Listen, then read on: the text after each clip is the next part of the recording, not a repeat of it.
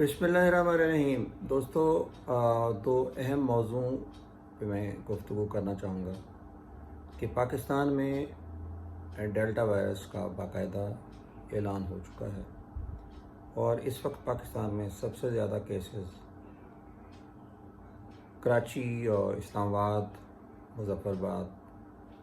मुज़फ़्फ़राबाद कश्मीर और दूसरे बड़े शहरों में काफ़ी हद तक एक्टिव केसेस बढ़ चुके हैं।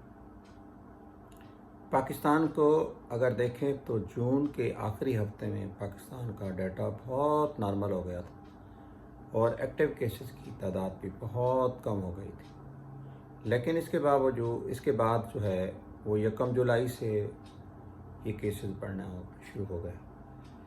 इसकी वजह क्या है? इसकी वजह ये है कि हमारे बहुत बड़े बड़े इज्तिमात होते हैं, हमारे सियासी जलसे होते हैं और SOPs के मुताबिक कहा गया कि आप दूसरी एक्टिविटीज़ भी शुरू करें, मगर SOPs का कहीं पे कोई इतलाक नज़र नहीं आता और ना ही कहीं ऐसा कानून नज़र आता है कि जो इन SOPs को ज़बरदस्ती इतलाक कराया जाए।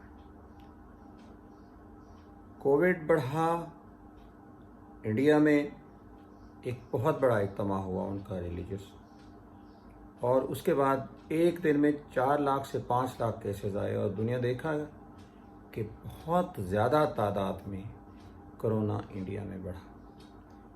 एक मिसाल मैं आपको खुद अपने इंस्टीट्यूशंस की देता हूँ कि ये जो इज्तिमात होते हैं, ये मीटिंग्स होती हैं या इस तरह के कोई जश्न होते हैं या शादी ब्याह होते हैं या सियासी जलसे होते हैं, उनमें ये कोरोना फैलता है। हमारे यहाँ तकरीबन 4 जुलाई की बात है कि इतवार के दिन छुट्टी थी और जो डे स्कॉलर्स स्टूडेंट थे और प्राइवेट हॉस्टल में रहने वाले स्टूडेंट्स थे सेकेंड ईयर MBBS के, उन्हें सरकारी तौर पे तो अपने रिज़ल्ट को पर जश्न मनाने के लिए इजाज़त नहीं दी गई थी, मगर उन्होंने संडे का फ़ायदा उठाया और कोई 80 के करीब स्टूडेंट्स जो हैं वो एक मकामी होटल में इकट्ठे हुए और कोई उन्होंने 2 घंटे अपना केक काटा और केक काटने के बाद जो जिस तरह स्टूडेंट्स की होती है आपस में 2 घंटे उस होटल में रहे। संडे का दिन था, संडे के दिन के बाद मंडे आया, मंडे के बाद ट्यूसडे को मुझे इत्तला दी गई कि कुछ 2 स्टूडेंट्स हैं, गर्ल्स स्टूडेंट्स हैं, उनको कुछ सिम्टम्स आ रहे हैं, बुखार है, और फ़ौरन हमने उनका टेस्ट कराया। टेस्ट कराने के बाद PCR पॉजिटिव था। हिस्ट्री ली गई तो हिस्ट्री में यही महसूस हुआ कि ये इन्होंने अपने रिज़ल्ट पे एक जश्न मनाया है और उसमें 80 के करीब स्टूडेंट्स जो हैं उन्होंने मिल के अपने इसको सेलिब्रेट किया है, अपनी खुशी को।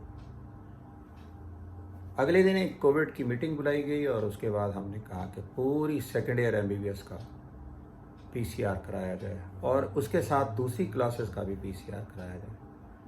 तो हमारे तकरीबन 25 के करीब स्टूडेंट्स का PCR पॉजिटिव आया और वो ऑल वैक्सीनेटेड थे, ऑलमोस्ट कुछ पार्शली वैक्सीनेटेड थे, कुछ कम्प्लीटली वैक्सीनेटेड थे। और हमारे 4 फैकल्टी मेंबरान का और 2-3 हमारे जो स्टाफ मेंबरान हैं उनका भी टेस्ट पॉजिटिव है। अच्छी बात ये थी कि हमने अपने तमाम स्टूडेंट्स को कॉलेज में आने से पहले उनका हमने PCR कराया तो नेगेटिव था और उनका हमने फिर वैक्सीनेशन कराई। वैक्सीनेशन कराने के बाद वो नॉर्मल रूटीन की एक्टिविटी शुरू हो गई। जैसे हमें महसूस हुआ कि ये वायरस फैलने लगा है और वैक्सीनेटेड लोगों में फैल रहा है, उसमें एक बच्ची ऐसी भी थी जिसको पहले कोरोना 2 दफ़ा हो चुका था। बहरहाल इंतज़ामिया को मालूम हुआ और उन्होंने लोकल स्मार्ट लॉकडाउन कर दिया और हमारे मेडिकल कॉलेज को क्लोज कर दिया। अब हमने इनको फॉलोअप रखा। फॉलोअप के बाद हमने देखा कि not a single student staff, सिर्फ एक हमारे फैकल्टी मेंबर था जिसने मतलब जिसको थोड़ा सा मसला ज़्यादा हुआ. They all were quarantine at home and they were showing the mild symptoms. एक आध के अंदर मॉडरेट सिम्टम था. Not a single one in medical students or in staff or faculty member showed any moderate or severe COVID. Not a single person was admitted in hospital. तो अल्हम्दुलिल्लाह फिर इसके बाद वो ठीक हो गए. कॉलेज अभी भी बंद है. मैं देख रहा हूँ एक बात जो ये कहनी थी कि हमारे यहाँ अगर इन्फेक्शन आ रही है और अगर हम वैक्सीनेटेड हैं तो ये वायरस इस तरह से गुजर जाएगा जिस तरीके से एक नज़ला ज़ुकाम होता है. मेरा एक और दोस्त है, उसकी पूरी फैमिली ने वैक्सीनेटेड है, उसके 5 फैमिली के मेंबर हैं.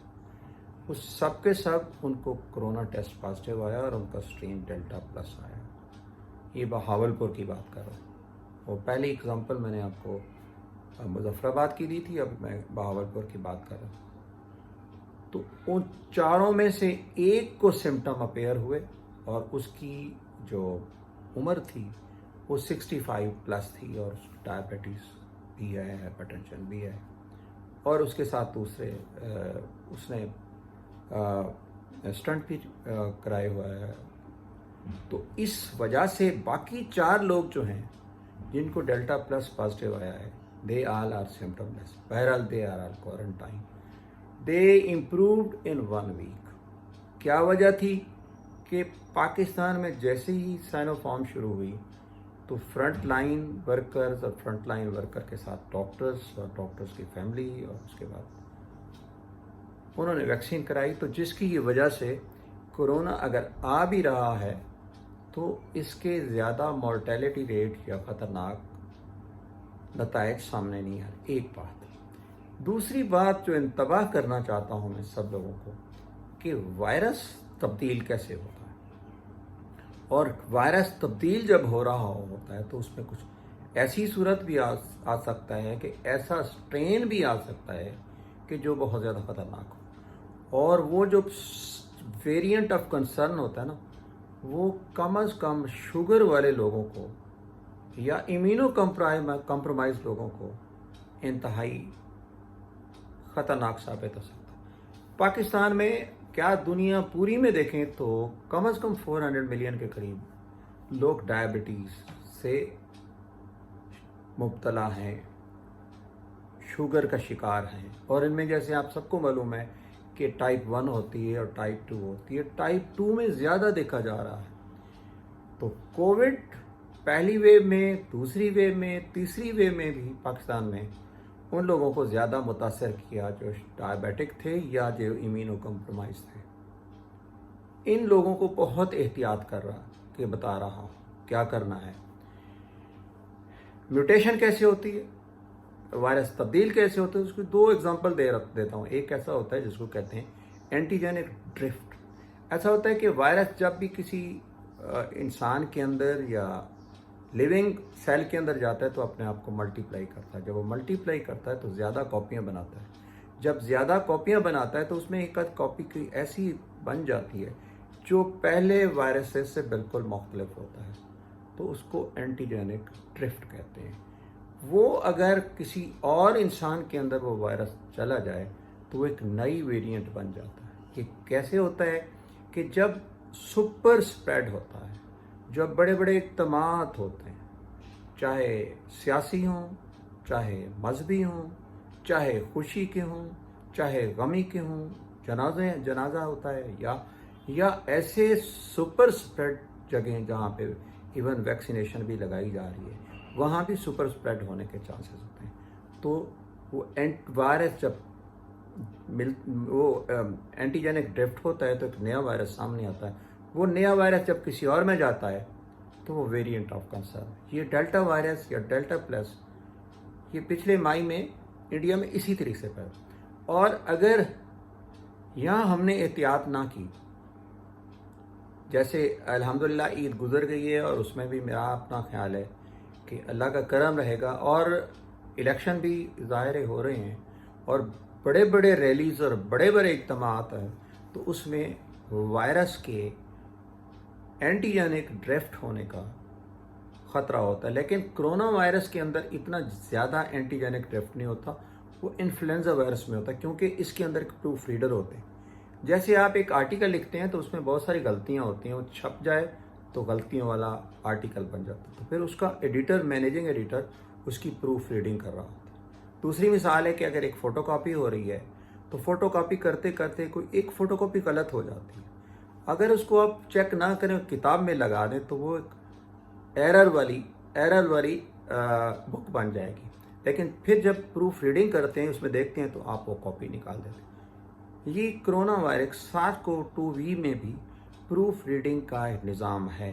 बाज़ का ऐसा होता है कि कहीं जल्दी में ऐसा होता है कि वो प्रूफ रीडिंग वो जो प्रूफ रीडर है उसको रीड नहीं करता, तो वो एक नया एंटीजन बन जाता है। और नया एंटीजन जब बन जाता है, नया वायरस बन जाता है, तो उसके सरफेस प्रोटीन और तमाम उसके स्ट्रक्चर नया बन जाता है, और वो हमारे इम्यून सिस्टम को भी, जो ऑलरेडी इन्फेक्ट हो के ठीक हो गए, उनको भी, हमारी नेचुरल इम्यूनिटी को भी, और वैक्सीन वाली इम्यूनिटी को भी एस्केप करता है, एक तरीका।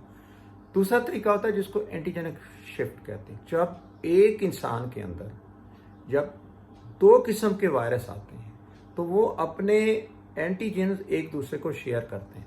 मसलन अगर 10,000 का मजमा भी है, 2,000 का मजमा में भी है, उसमें कुछ 2 इंसान ऐसे हैं, एक को डेल्टा वायरस है और एक को अल्फा वायरस है, एक को बीटा वायरस है, और ये जब आपस में मिलेंगे तो वो वायरस जो है, एक ही इंसान के अंदर 2 किस्म के वायरस आ जाएंगे।